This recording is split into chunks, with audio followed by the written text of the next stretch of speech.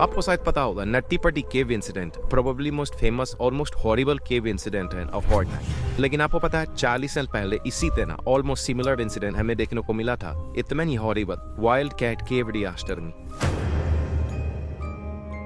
5 अक्टूबर 1965। सो Cleveland में एक केव है, वाइल्ड कैट केव, जिसका एंट्रेंस एग्जैक्ट मौत की तरह दिखता है और ये हिंटले रिजर्वेशन के अंडर बिलोंग करती है। वो इंसिडेंट ये मॉरिस बिजोल की बस केव के पास के रोड से गुजर रही थी। इंटरेस्टिंग ये मॉरिस इस केव को पिछले कई बार विजिट कर चुका था और इसी बहाने इसे आज मौका मिल रहा था दोबारा विजिट करने का। और आज की मौसम भी अच्छी थी तो इसके लिए आज परफेक्ट दिन थी। वो अपने 2 दोस्तों के साथ बिना किसी को बताए हुए केव के एंट्रेंस के पास आ जाते हैं और इस बार इनका प्लान था केव की उतने गहराई में ज्ञान लिखना यहाँ वो पहले कभी न रहे हूँ। वो उस केव के अंदर घुसते हैं एंड ऑब्वियसली केव बहुत छोटी थी तो वो अपने बूट्सों पर चलकर आगे ला रहे थे, वो भी डाउनवर्ड डायरेक्शन में। केव के सरफेस पर चारों तरफ से लाइमस्टोन की रेजर शार्प नुकीले पत्थर निकले हुए थे और जिस तरह से वो आगे जा रहे थे अंदर ठंड बढ़कर जा रही थी और अब तक केव एंट्रेंस से रोशनी आना भी बंद हो चुकी थी, यानी पिच ब्लैक। ओके में 80 फीट आगे जाना चाह रहे थे जहाँ एक मिस्टीरियस चेम्बर मिलने वाला था और वहां से इसे टर्न होने का मौका मिलता और वहां से वो वापस आ सकते थे। जस्ट 35 फीट आगे वो एक पॉइंट पर पहुंचता है जहां एक बड़ा लीन स्टोन पड़ा था जिससे वो पहले से और भी छोटी हो जाती है, सिर्फ 12 इंच की। कॉन्टेक्स्ट ने बताया था एक ऑफिस साइज लैपटॉप स्क्रीन जितनी वाली होती है, बिल्कुल उतनी। हालांकि मॉरिस यहाँ ऑलरेडी आ चुका था तो वो कॉन्ट्रीएंट था।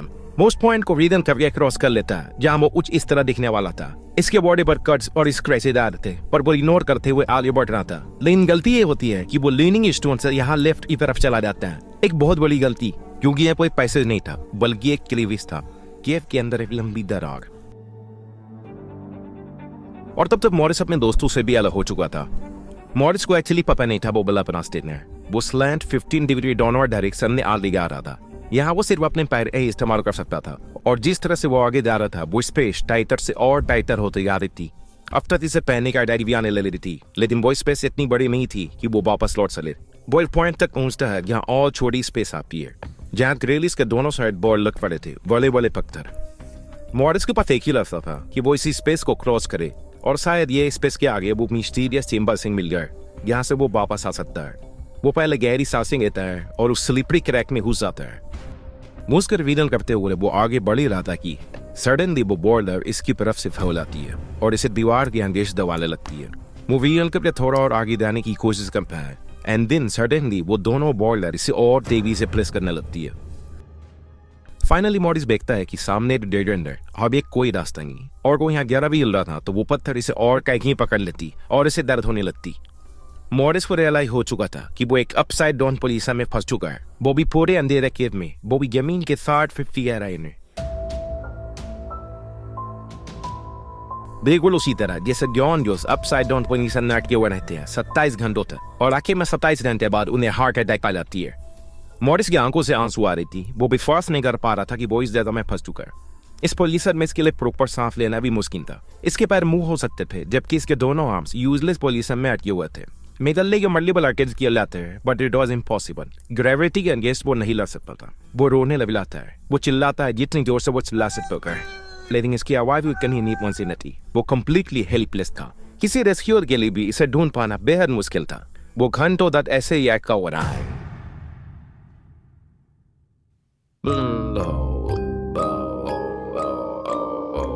So hello everyone, this is Maruf and you're watching the horrifying story of Wild Kite Cave Disaster.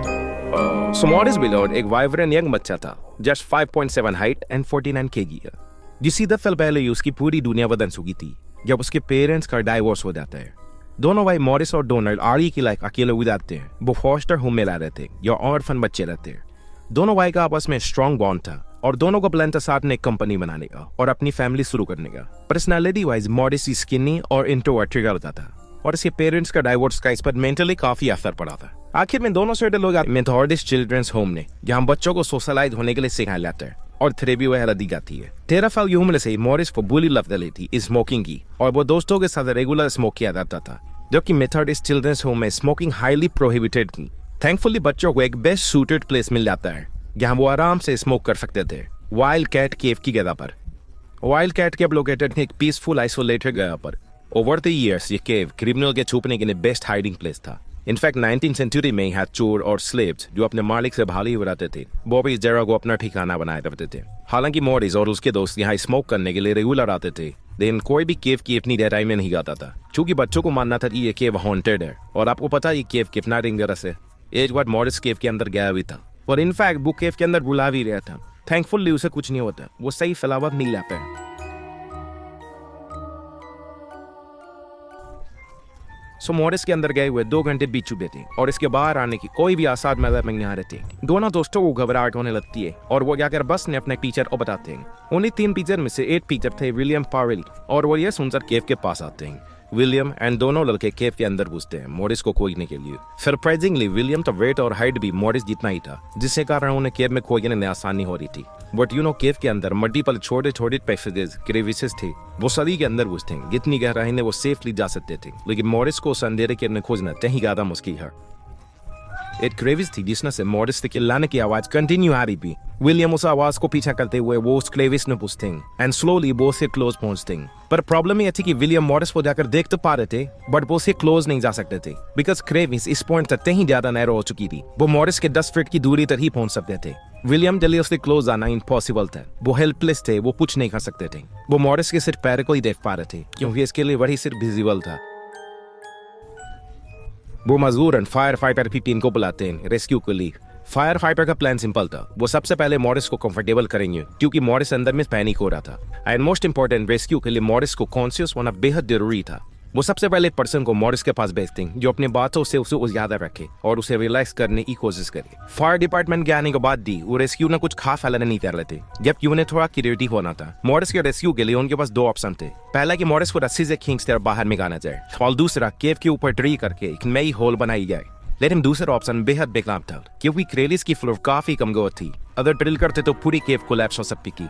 फिलहाल के लिए वो कम से कम केव के अंदर ज्यादा देर पर लाइट बल्ब लगा देते हैं जिससे रेस्क्यूअर को रोशनी मिले, प्लस वो अंदर में हीटर भी लगाते हैं जिससे एटलीस्ट थोड़ी सी मॉरिस को गर्माहट नहीं फैली। और उससे भी इम्पोर्टेंट, मॉरिस को ऑक्सीजन चाहिए था तो वो एक पतली ऑक्सीजन पाइप लगाते हैं मॉरिस के क्रेविस में। शाम से बज चुके थे और उसको उल्टा लटते हुए 6 घंटे भी हो चुके थे। उसके इस पोल्यूशन में रहने से इसकी कंडीशन बिगड़ रही थी। वो रिलैक्स नहीं रह पा रहा था, वो एग्रेसिव हो रहा था। It was like I can explain वो सिचुएशन कैसा होगा। वो भूखा था लंबे समय से, इसे खाना पानी नहीं मिल पा रहा था और इसके ब्रीदिंग में भी इशू आ रही थी। केव के बाहर धीरे धीरे भीड़ बढ़ रही थी and at some point it's news exploded. पूरे यूएसए में ये स्टोरी फैल चुका था। बाहर शहर से लोग इस रेस्क्यू ऑपरेशन को देखने आ रहे थे। Emergency personnel, reporters, locals including salvation army और अमेरिकन रेड क्रॉस आर्मी भी इस रेस्क्यू ऑपरेशन को देखने आ रहे थे एंड सपोर्ट कर रहे थे। केव के अंदर मॉरिस को कोई भी आइडिया नहीं था वो देश के अंदर कितना फेमस हो चुका है। रेडियो एंड टेलीविजन में सिर्फ इसके ही न्यूज चल रही थी क्योंकि ऑब्वियसली ये यूएसए में सेकेंड टाइम हो रहा था आफ्टर फ्लोरिड कॉलेज इन 1945। हालांकि फ्लोरिड कॉलेज तो मर गया था। लेट्स सी इसने देखते क्या होता है।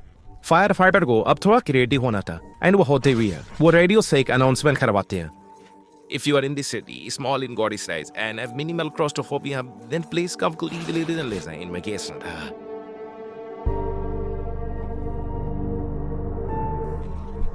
Evelyn Pinky, 5.2 height and 36 steady. वो अनाउंसमेंट सुनकर यहाँ आई थी। पिंकी के हाइट और वेट फायर फाइटर के अकॉर्डिंग परफेक्ट थी अंदर लाने के लिए। वो उस क्लेविस के अंदर रहती है और मॉरिस के पास पहुंचती है, लेकिन उससे पहले वो अपने पैर में एक रस्सी बांधकर अंदर गई थी इन केस अगर वो ना टली जाए। लेकिन पता है यहाँ एक प्रॉब्लम है, जो पर्सन फाइटिंग ने छोड़कर और वेट में कम होगा वो लाइक ये था कि उसके पास उतनी स्ट्रेंथ नहीं होगी, वो उतना स्ट्रॉन्ग नहीं होगी कि वो मॉरिस को खींच सकी। लेकिन इससे भी बुरा, पिंकी सिर्फ मॉरिस के 5 फीट तक ही क्लोज पहुंच पाती है और यहाँ आकर इसे भी सफोकेशन हो रही थी।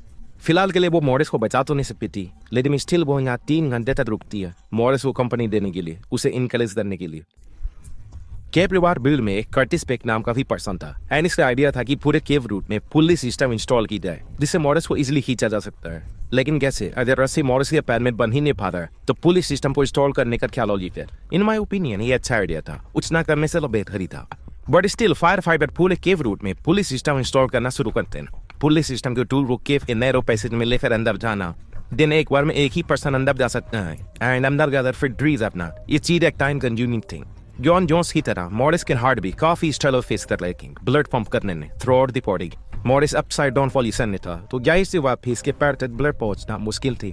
इसके पैर अब सुन पड़ने लगे थे, इसके दोनों हाथ एक यूजलेस पोजीशन में अटके हुए थे, प्लस उसे ठंड भी लग रही थी एंड और भी बहुत कुछ। रात के 11 बजे फाइनली मॉरिस की फैमिली बाहर आती है। हालांकि उन्हें यहाँ पहले ही आ जाना चाहिए था, बट उन्हें इसकी खबर इसी पुलिस वाले या स्कूल वाले ने नहीं दी थी, बल्कि उन्हें इसकी खबर रेडियो से मिली थी। तब वो यहाँ आए।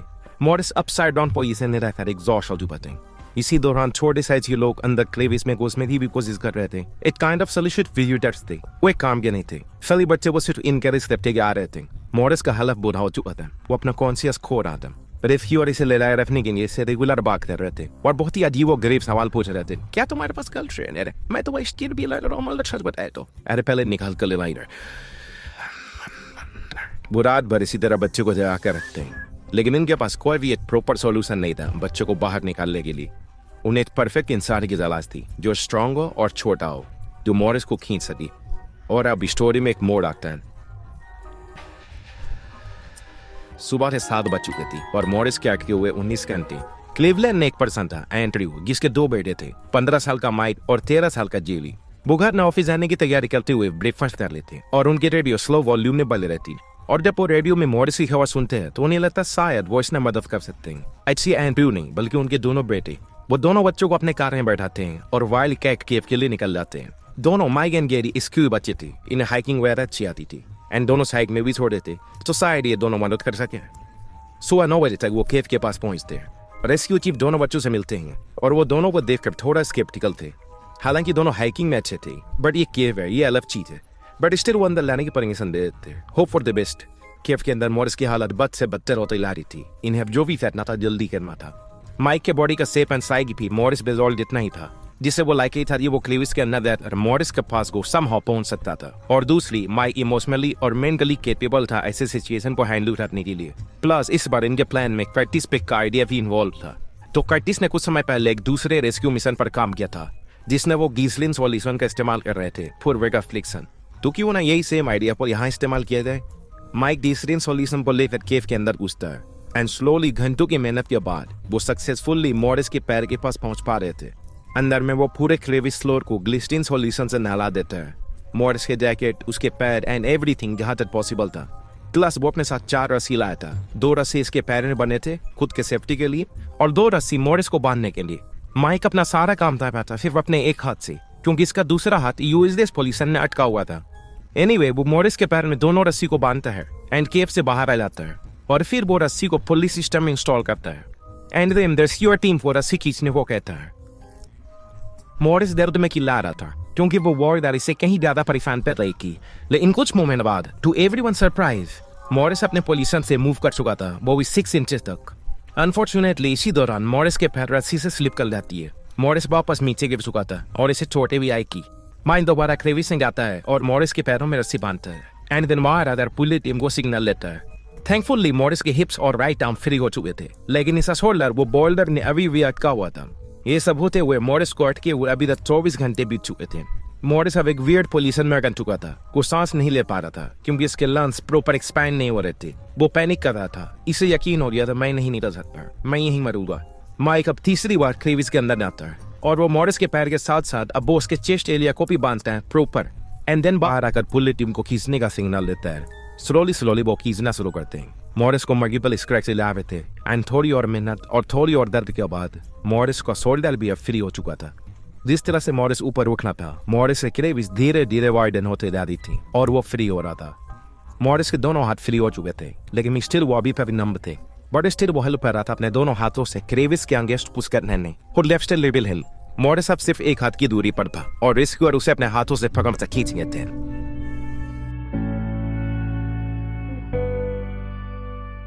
फाइनली 26 घंटे और 24 मिनट बाद मॉरिस उस केव से फ्री हो चुका था। मॉरिस को बचाने के लिए रेस्क्यूअर ने रात भर कोशिश की।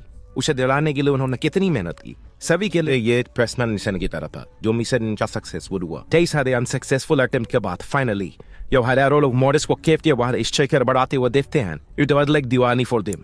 They celebrated it enormously. उसी में एक रेस्क्यूअर कहता है, I'm not the type to cry, but it was deeply emotional moment for all of us. Surprisingly hospital में मॉरिस शांत दिखना था। उसके हाथों और बॉडी में स्क्रैचेस आए हुए थे और जस्ट उसके चीक में एक सर्कल शेप का जख्म था।